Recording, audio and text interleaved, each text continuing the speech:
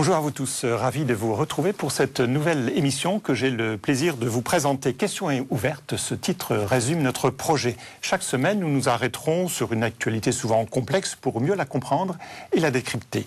Nous le ferons en compagnie de nos invités, confrères de médias chrétiens. Ils nous apporteront leurs compétences, mais aussi leur propre sensibilité. Alors, aujourd'hui, nous ont rejoint pour cette première consacrée à la crise financière, Guillaume Goubert, rédacteur en chef à La Croix. Bonjour. Jean-Luc Mouton, directeur de la rédaction de l'hebdomadaire protestant Réforme. Bonjour. Alors, cette fameuse crise financière, c'est un spectre noir du grand krach de 1929 qui se profile aujourd'hui. Tout a démarré, on s'en souvient, avec cette crise des subprimes, ces prêts hypothécaires qui ont été accordés en masse à des foyers financièrement fragiles, incapables de rembourser leurs emprunts quand ce marché à risque s'est retourné. D'où ces images brutales de familles jetées à la rue. Depuis un mois, cette crise s'emballe, avec, tel des dominos, la chute des grandes banques d'affaires américaines, mais aussi des compagnies d'assurance. Et depuis quelques jours, on le voit, cette vague a réellement atteint une Europe qui s'est longtemps crue préservée. Alors, qui en est responsable? Comment arrêter cette machine devenue folle? Est-ce la fin d'un modèle libéral fondé sur l'endettement? Est-ce la condamnation aussi d'un système économique exclusivement tourné vers le profit et la croissance? Quel regard, enfin, les chrétiens peuvent-ils porter sur cette crise? Avant de parler de tout cela, je vous propose d'écouter d'abord un premier avis, celui de Gaël Giraud. Il est jésuite, il est professeur d'économie, il enseigne au Centre Sèvres à Paris. Et Frédéric Jakovlev lui a posé cette question: est-ce que les chrétiens ont quelque chose d'original à proposer en réponse à cette crise? On l'écoute. Si vous voulez, il y a disons, une tentation d'essayer de rabattre le problème à une question de pure technique gestionnaire. Je ne crois pas que ce soit le cas. Et en tant que chrétien, il faut insister sur le fait que nous avons à faire intervenir des prises de position éthiques dans la gestion du problème. Alors après, ce n'est pas parce qu'on est chrétien qu'on a la solution toute trouvée au problème, mais au moins on consent à réfléchir de manière politique et éthique à la question. Alors concrètement, ça voudrait dire accepter qu'il y ait des normes internationales qui soient mises en place, qui obligent les banques d'affaires, lorsqu'elles prennent des risques, à, par exemple, provisionner des fonds propres de manière beaucoup plus conséquente que ce qu'elles font jusqu'à présent pour sécuriser les risques qu'elles prennent. Ce serait, par exemple, mettre en place une déontologie du crédit responsable qui oblige les institutions qui accordent des crédits à des ménages à le faire d'une manière qui ne mette pas en péril, comme elles l'ont fait jusqu'à présent, la destinée de ces ménages-là, aujourd'hui. Alors, des réactions, Guillaume Goubert, à cette première remarque? Éthique et finance, ça peut faire bon ménage? Oh oui, bien sûr, il n'y a absolument aucune raison de diaboliser la finance, une activité qui est extrêmement utile au fonctionnement de l'économie. Je veux dire, le crédit, vous savez, c'est un beau mot, ça veut dire faire confiance. Donc, faire crédit à quelqu'un, c'est une belle chose. Donc, la finance n'est en rien une activité condamnable par elle-même. Ce qui est condamnable, c'est quand elle perd, je dirais, d'une certaine façon, le contrôle d'elle-même. C'est à ça qu'on a assisté ces dernières années et qui a explosé depuis quelques semaines, c'est-à-dire que c'était un système qui était devenu un peu fou et qui avait besoin de revenir sur Terre. Mais alors pourquoi cette machine est devenue folle, en somme, puisque tout vient de ce manque de régulation aujourd'hui, Jean-Luc Mouton? Oui, je crois que c'est ça, autour du mot régulation que beaucoup de gens discutent. On nous a pendant, vous savez, ça date des années Reagan, au fond. Donc, depuis les années Reagan, on nous dit que la réglementation c'est le problème et que la déréglementation c'est la solution. Et aujourd'hui, on se rend compte que c'est une idée sympathique qui a fonctionné. C'est comme si la finance n'était qu'une technique. Et aujourd'hui, on se rend compte que ce n'est pas qu'une technique. L'ingénierie financière a progressé de manière incroyable ces dernières années. On était souvent ébahis devant, par exemple, le subprime, c'est une invention assez géniale. Sauf qu'au bout de ça, on se rend compte que ça ne fonctionne plus. Donc c'est le retour du réel, c'est le retour, des équilibres qu'on a perdus, une vision globale de l'économie qu'on a perdue en route et qu'il faut maintenant remettre en place. Et c'est qui n'est pas la plus facile en pleine crise. Vous dites qu'on a perdu le on. Alors est-ce que le on peut être plus personnalisé? Est-ce qu'il y a des coupables? Enfin, alors, les coupables, je pense que ça, là, il faut être clair, je pense qu'on est tous coupables. Parce que c'est facile de dire, il y a quelques mauvais génies de la finance américaine qui ont fait capoter l'ensemble. C'est vrai qu'il y a des gens qui en ont profité largement et qui sont des gens qui ont un peu s'enfoncé du noir, peut-être. Mais le problème, c'est que quand vous regardez les montants de d'où viennent tous ces produits financiers, ils viennent par exemple des fonds de pension, des fonds de retraite. Les fonds de pension servent à alimenter les retraites de milliers d'Américains, mais il y en a en Europe, et peut-être nous n'en avons pas encore beaucoup en France. Mais je veux dire, il y a une manière de se défausser de cette affaire-là qui est un peu facile. Je pense que l'économie, nous y sommes tous partie prenante d'une manière ou d'une autre, et donc c'est un système, une façon de fonctionner un peu général, et c'est trop facile de se défausser sur quelques mauvais génies. Je pense que c'est le système global, c'est pour ça que j'emploie le on, financier dans lequel nous sommes tous partie prenante. Guillaume Goubert, vous êtes d'accord? Il n'y a pas vraiment de mauvais génie? Je rejoins tout à fait Jean-Luc. Je pense qu'en France même, via nos contrats d'assurance vie, etc., nous avons bénéficié ces dernières années en tant qu'épargnants individuels de cette bulle financière qui a été un temps extrêmement lucrative. Il y a un point sur lequel moi je voudrais peut-être, mais Jean-Luc me rejoindra peut-être ensuite, c'est sur la question des parachutes dorés, des bonus, etc. Oui, on en parle beaucoup. Là, il y a encore le dernier exemple avec, bien entendu, la banque franco-belge Dexia. Voilà, Dexia, où des personnes laissent derrière eux des entreprises en très mauvaise posture et partent avec des indemnités, des bonus, des parachutes dorés de plusieurs millions de dollars ou d'euros, voire de plusieurs dizaines de millions de dollars ou d'euros. Ça, effectivement, c'est quelque chose qui est inacceptable, mais qu'il était depuis longtemps. Je veux dire, beaucoup d'analyses de la réalité économique dénoncent depuis des années ces pratiques de rémunération des dirigeants, qui ont certainement joué un rôle d'accélérateur, de carburant dans cette crise. Et ça, sachant par ailleurs qu'il y a une question d'exemplarité, si on veut remettre les choses sur pied, on peut déjà commencer par ça. Ça suffira évidemment pas, mais c'est absolument indispensable. Quand on voit, Jean-Luc Mouton, tous ces feuilletons qui sont liés à la finance, est-ce qu'on n'a pas l'impression qu'il y a un monde de la finance qui est complètement déconnecté de la réalité du monde, de ceux qui en effet ont des fins de mois difficiles? C'est juste, et ce qu'on vient de dire, c'est que quand on compare ces parachutes dorés, des gens qui partent avec quelques millions, centaines de millions de dollars, et qu'on voit des gens qui sont obligés de vendre leur maison, qui n'ont plus rien, il y a un côté scandale, au sens fort de l'évangile, c'est-à-dire qu'on fait tomber des gens et on est une occasion de chute pour beaucoup de monde aujourd'hui sur la terre entière. Et c'est vrai que là, il y a quelque chose qui ne peut pas aller.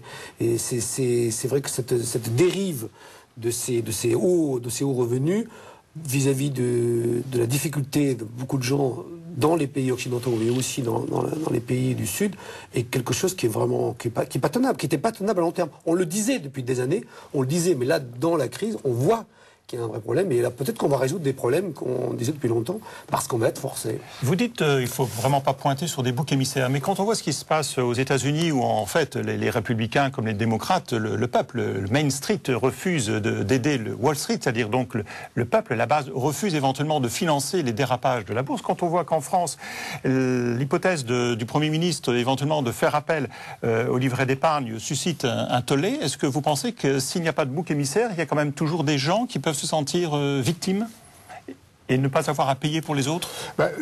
Moi, je comprends assez bien la réaction de Main Street. C'est vrai que de devoir venir au secours de personnes qui ont vraiment perdu, pardonnez-moi l'expression qui est un peu vulgaire, mais un peu pété un câble, et qui sont partis dans des spéculations complètement délirantes, certes, ça fait mal au cœur. Mais en même temps, si par un effet de domino, comme il s'est produit en 1929, tout le système économique en vient à une situation de blocage, c'est encore plus grave. Alors la question, c'est où bien placer le curseur entre ne pas faire de cadeaux à ceux qui ont une responsabilité dans la situation présente et éviter une crise systémique, comme on dit, majeure. C'est bien ça le problème.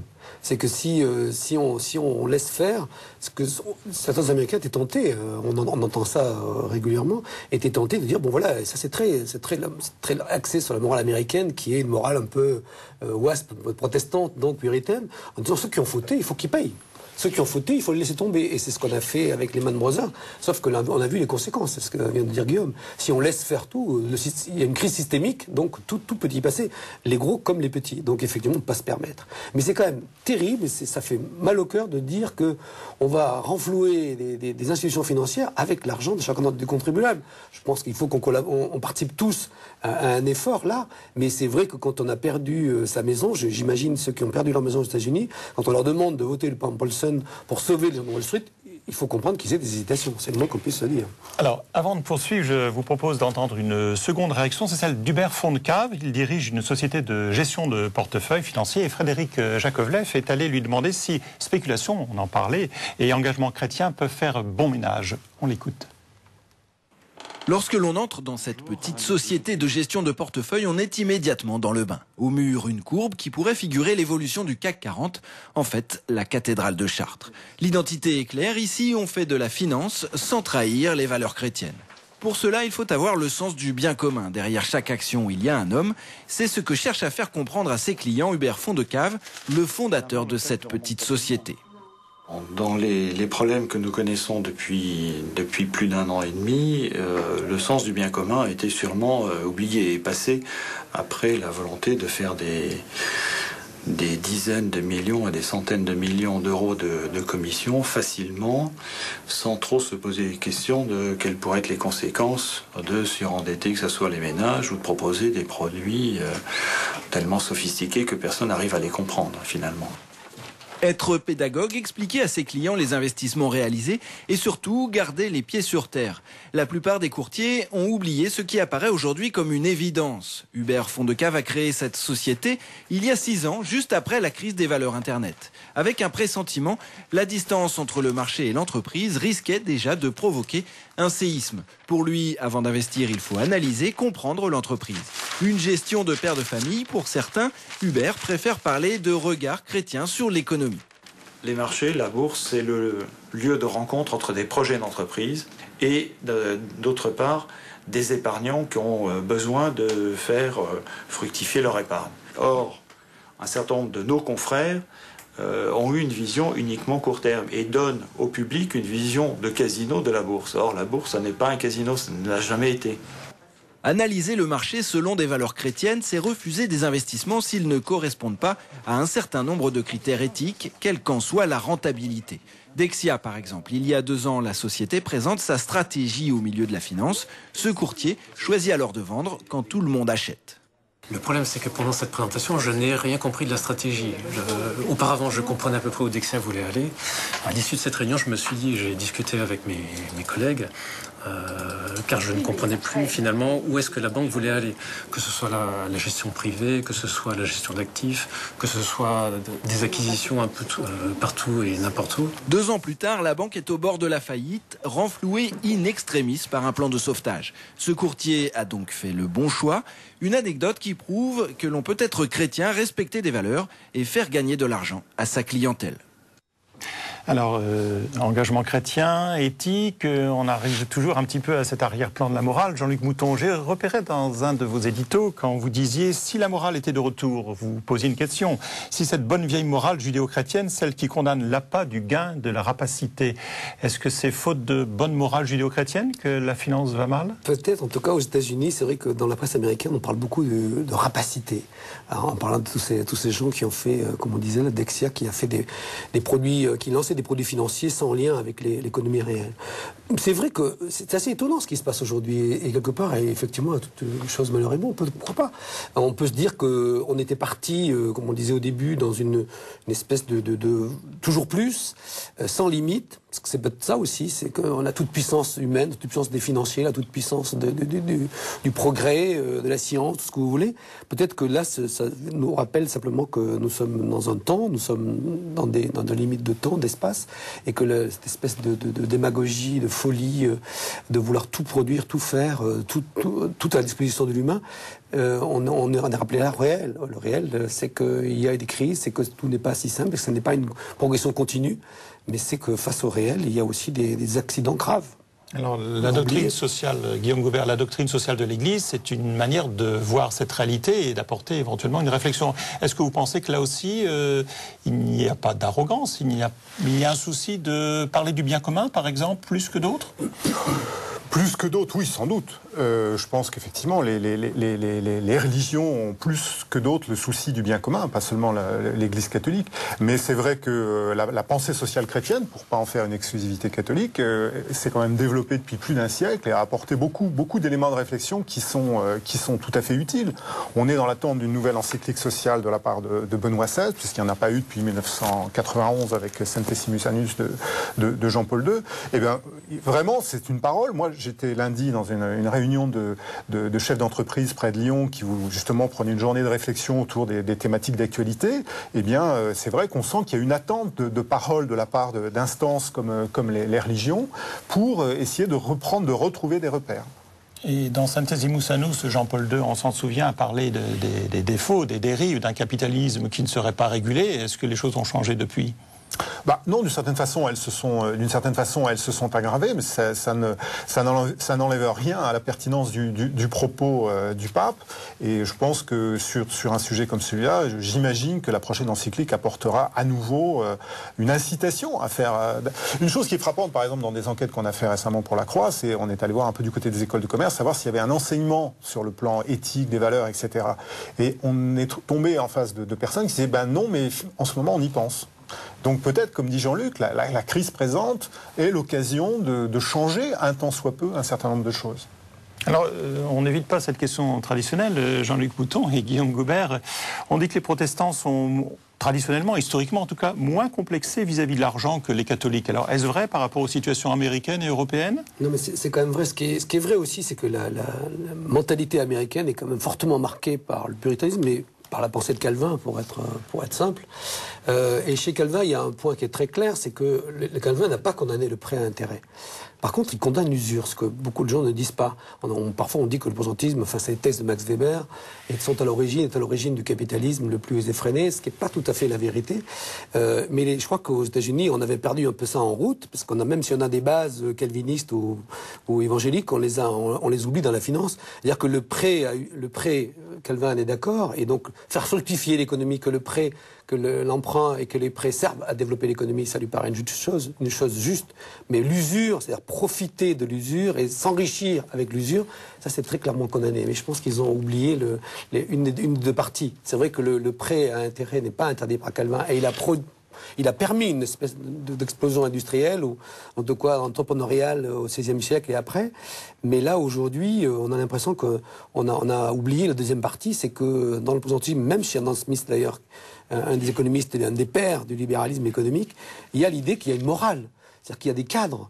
Faire sauter toute référence morale, toute référence éthique sur l'humain, sur la place de l'homme, est une folie. Et c'est ce qui s'est passé aujourd'hui. Je veux dire, on ne peut pas, dans le protestantisme, dans tout ce qu'on défend, ce qu'a défendu le protestantisme, il y a toujours l'idée de la responsabilité de l'homme, de la responsabilité de ceux qui ont des finances vis-à-vis de l'ensemble des concitoyens. On n'est jamais irresponsable. Pour passer à la dernière partie de cet échange, on sait très bien que derrière une crise financière se profile une crise économique, une remise en cause d'un système de marché. Alors, ce qu'on voit aujourd'hui, c'est que ce sont des pays qui vont s'endetter de plus en plus.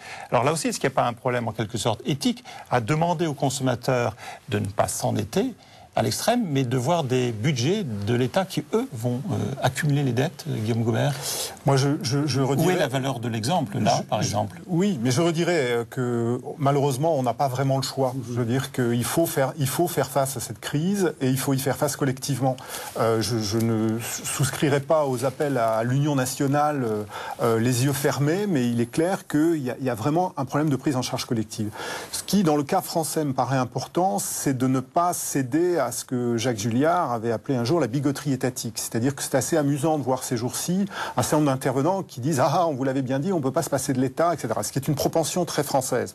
Alors certes, l'État doit retrouver... L'État est pourtant venu au secours aux États-Unis. Oui. Mais en France, il s'était jamais beaucoup éloigné en réalité.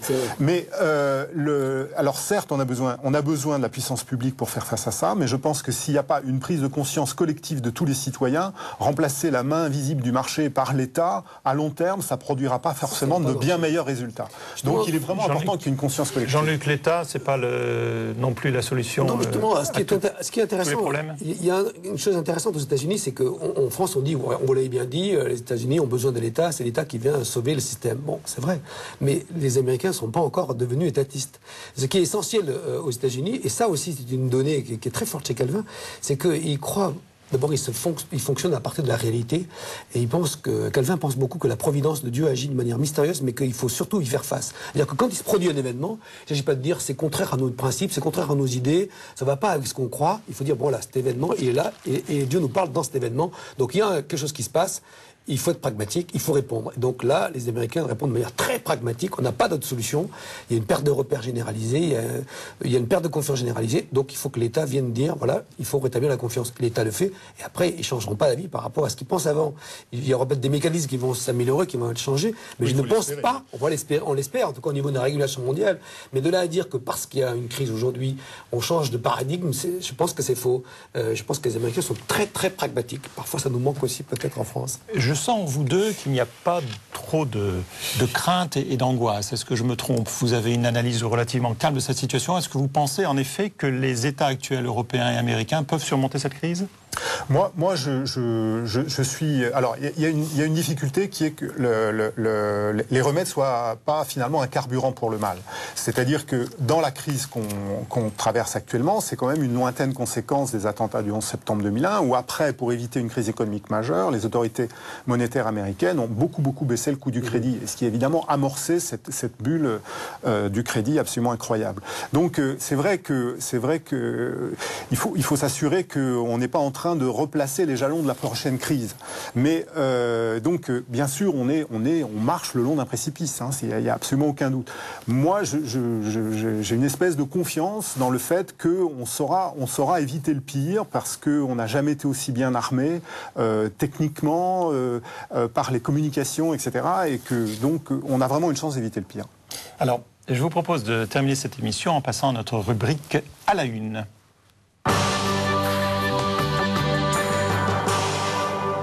Guillaume Goubert, qu'est-ce que vous avez choisi de mettre en valeur dans vos quotidiens, puisque bien entendu vous êtes quotidien à la Croix cette semaine?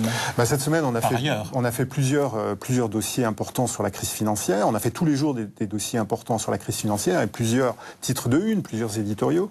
Mais la une que je vous ai apportée, si j'ose dire, c'est celle une une de cette fin de semaine où une journaliste de la Croix, Nathalie Lacube, est retournée en Finlande une semaine après ce terrible drame dans une école d'un jeune homme qui a tué des élèves et un professeur, parce que je pense que c'est pas complètement sans rapport avec ce dont on vient de parler. C'est-à-dire que on est là-bas aussi dans le cas d'une société qui se dit mais nous avons perdu nos repères, on sait plus très bien où on en est, nos jeunes, que font-ils, que pensent-ils, tout ce facteur Internet qui est extrêmement important. Alors les communications électroniques jouent un rôle extrêmement important dans la crise financière, l'usage un peu effréné d'Internet par les jeunes pose énormément de questions, c'est pourquoi je vous ai amené cette une-là.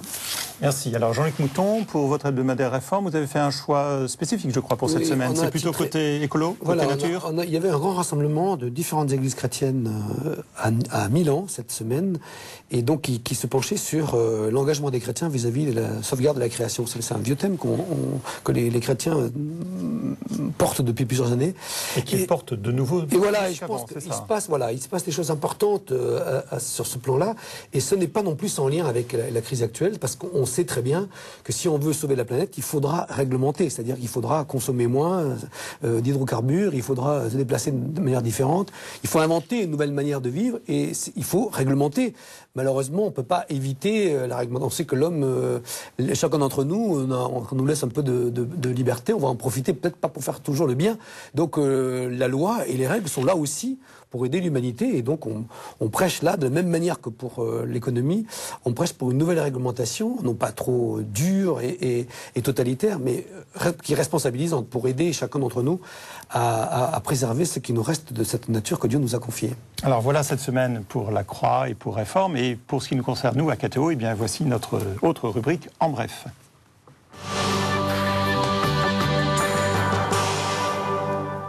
Alors, de mon côté, j'ai retenu 3 informations particulières. Tout d'abord, une nouvelle positive venant de l'Émirat arabe du Qatar. C'est cette pose de la première pierre de la 2e église chrétienne dans ce pays, qui a été faite à Doha ce dimanche dernier. C'est une église anglicane. Le terrain a été offert par l'émir du Qatar, il faut le souligner, puisqu'il marque ainsi son esprit d'ouverture dans cette région du monde où on sait bien que l'islam rigoriste, bien entendu, est particulièrement présent.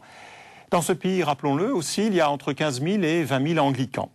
Une première église catholique, celle-ci, Notre-Dame du Rosaire, avait été ouverte dans ce même Qatar le printemps dernier. Deuxième nouvelle, l'ouverture du synode des évêques à Rome dimanche prochain.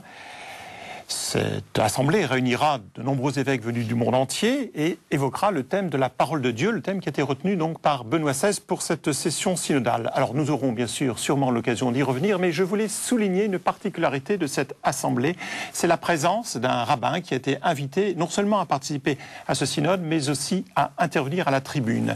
Shear Yashuv Cohen est grand rabbin de Haïfa et il parlera de l'interprétation juive des Écritures. Et je pense que cela justifie pleinement sa présence à ce synode. Enfin, troisième et dernière information que je voulais souligner avec vous, c'est bien entendu une information somme toute banale puisqu'elle se réfère au calendrier religieux et aux autres calendriers que le calendrier chrétien, puisque, on le sait, en ce moment, il y a à la fois la communauté juive qui fête Rosh Hashanah, le Nouvel An juif, et la communauté musulmane qui fête la fin du Ramadan avec l'Aïd el-Fitr. Alors bien entendu, cela est dû à la conjonction de deux calendriers, le calendrier purement lunaire du côté de l'islam et le calendrier à la fois mixte, à la fois solaire et lunaire du côté de la communauté juive.